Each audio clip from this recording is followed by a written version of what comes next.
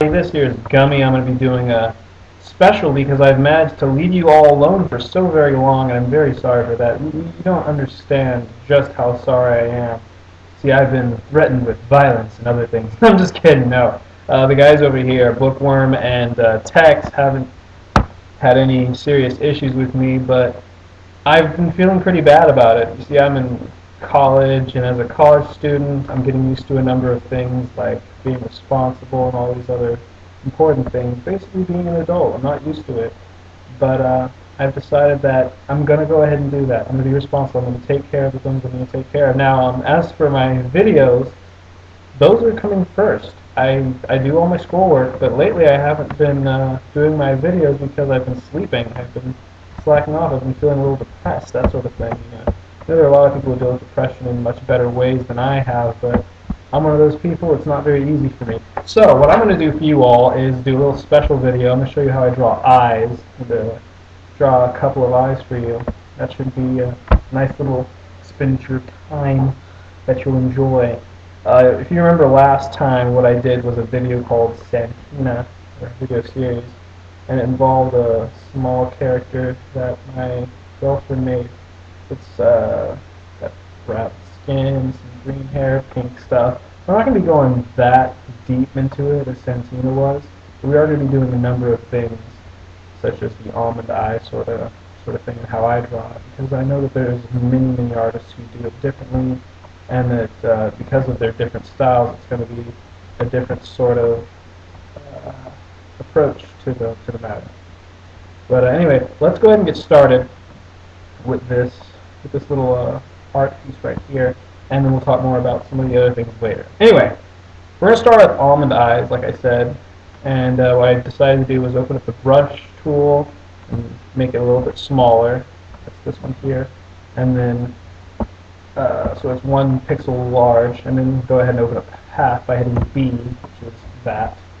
I'm going to go over to the path selection up here on the left and select that path I was just working with. Now, a lot of people don't know this because they don't really experiment with it. You can select multiple path items at the same time by holding Shift and clicking. You can also copy it and repaste it down there, and then move it. Oh, looks like I did it wrong. Alright, so let's go ahead and go to Edit, Copy, and then go ahead and Edit, Paste. Now it should, oh my goodness, I feel like such a dork right now. I don't. We'll duplicate, that should work. And then we'll have a good time with that one. It's been a long while since I've been able to use GIMP because of my infidelity. I've been cheating on you guys with school. Sorry.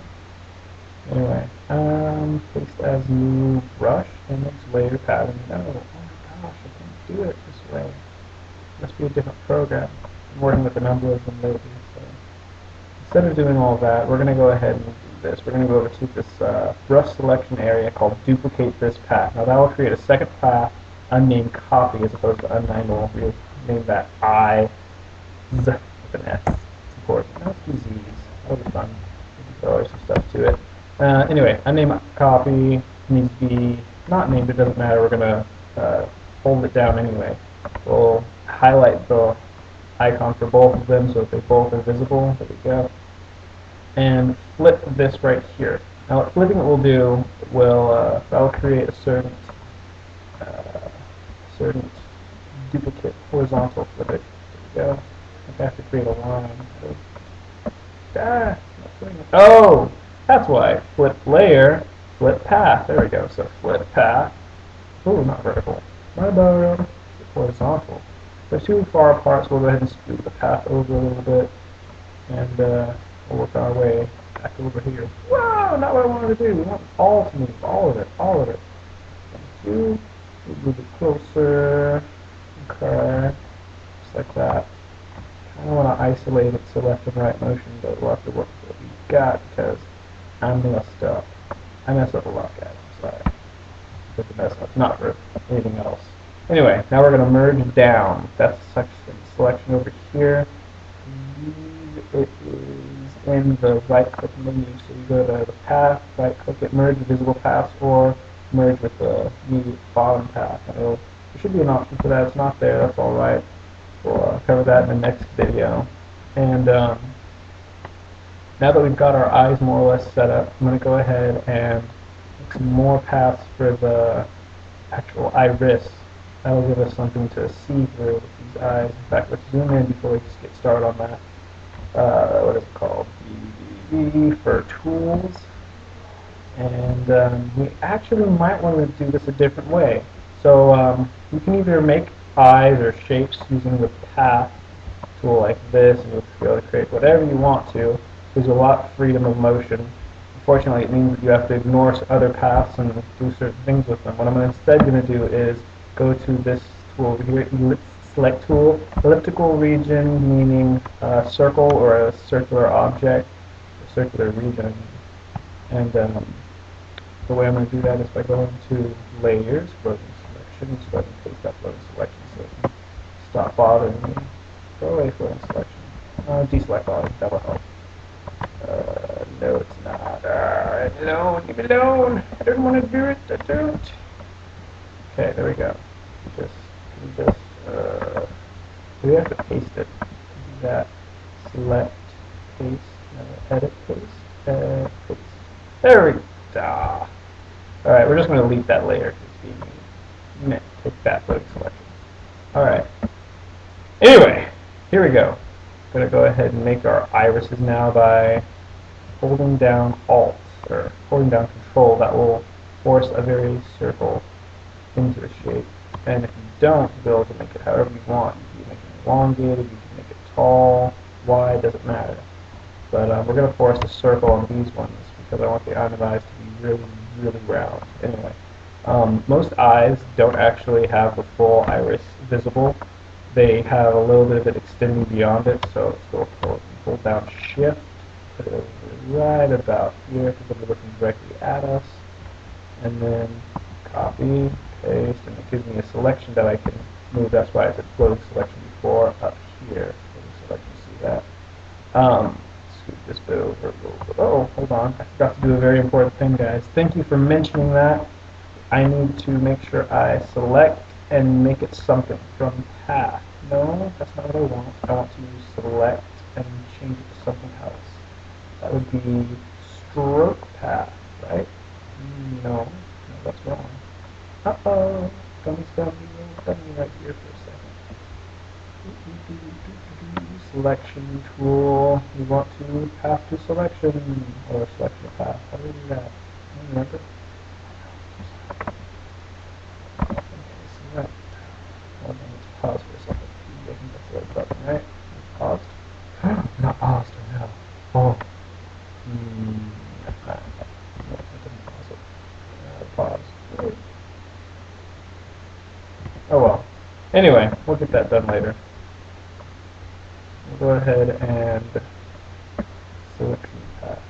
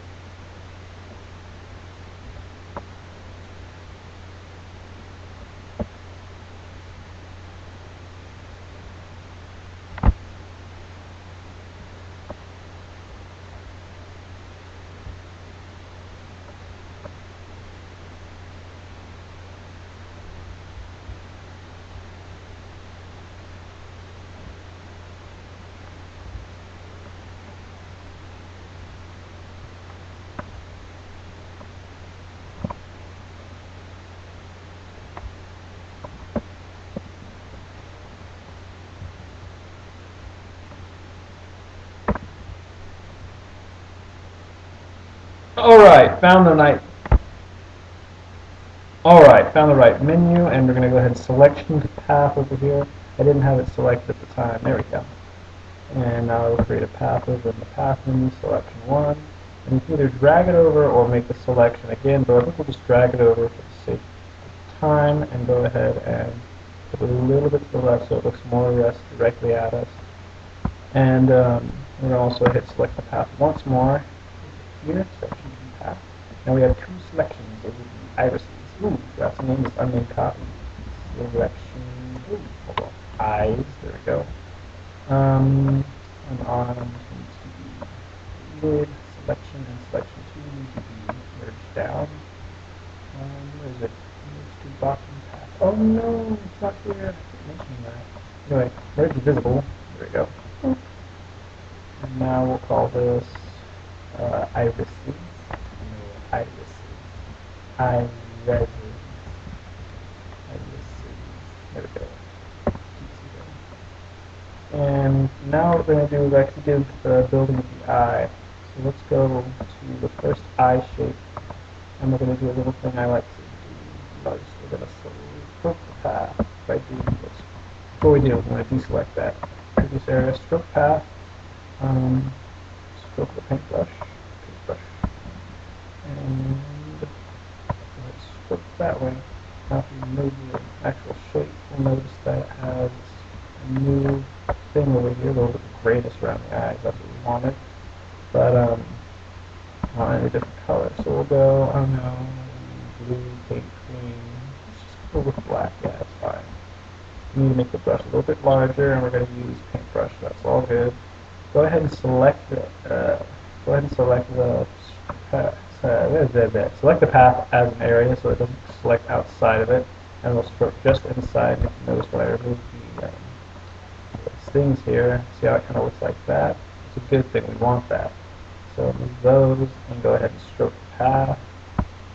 Stroke the paintbrush tool. Paintbrush, do not emulate brush settings. That would not be fun. So it's going to do something like that. That's okay, but we want it a little bit lighter. So why don't we go ahead and reduce the size down to 14. Change it over to airbrush and try again with the airbrush because it doesn't really have that lightness that I'm looking for.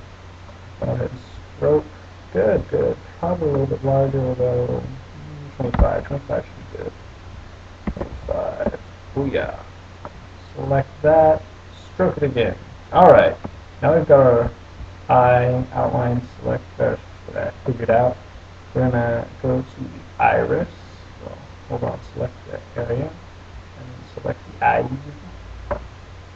So add to selection. Or, we should select that and then add this path to selection. Oh, yeah, we just want this. So we want the eye selected, and then eyes added to the selection. I want that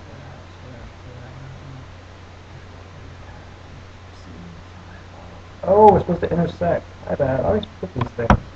There we go. Intersect. And now we can do it the proper way. So, for this bit, we're going to go ahead and make another layer. New layer. We'll call that layer iris. Oh, spelling is good now. Try to keep your layers identifiable. It doesn't matter what you call them, as long as you can figure what they are. Iris does need to be black, so we'll just fill that in with a blackness here. Wait a minute. Just use bucket fill. What am I doing? There we go. Bucket! Boom! Alright.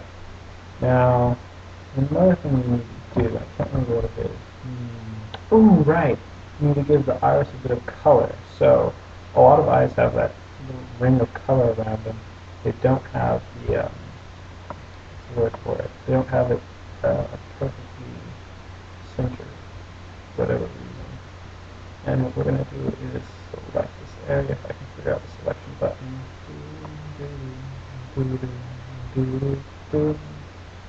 Okay, I want to select this right here.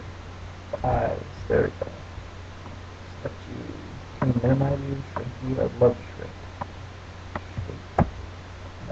Selection. Next to selection. Although that would work. That really would work. Let's see if it does what I want it to. It does. Okay, so select eyes, and then select shrink selection by, I don't know, let's say 45. Ooh, way too many. Try again. Select shrink. I'll go by 20. There we go. Now, what we're going to do is invert the selection. Invert the selection, and then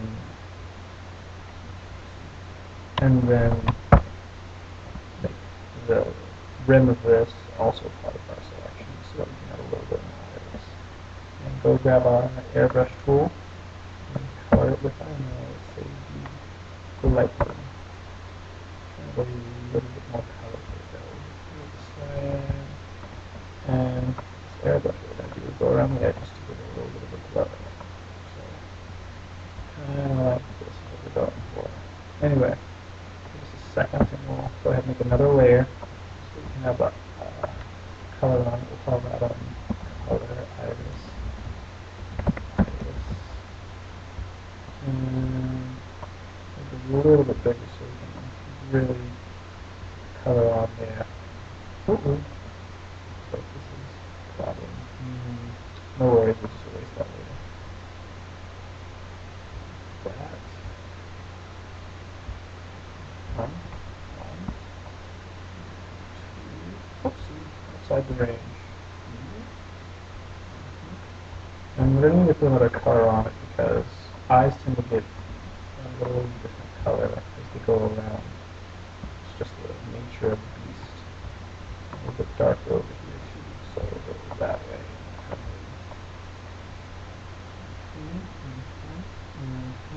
Looking good, little eye. Little eye. We'll also need to do another thing, which I love doing. It's putting a shine to the eye. So shines are generally made with white. And if you select all, another thing called shine layer, I need to say. Layer, shine. And just put that on over her.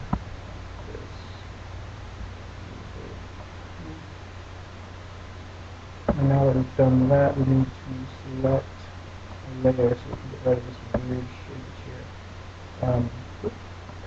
Bounce outside of it. We need to put a little shapage here, getting into the 15-minute mark. Sorry guys, we're getting really close to the end. Just a few more minutes. You take these off, you see it looks a little bit weird. It's kind of foreign, if you will, and it doesn't look natural. We go back to the layers, select the eyes, have that as a selection, invert it so that we're selecting the outside, not the inside, and then erase that whiteness. If erasing was on hard, it would work just fine. It doesn't seem to want it. Oh, wrong layer. Thanks, guys. Thanks for reminding. Okay, color. Erase. No. Erase. And,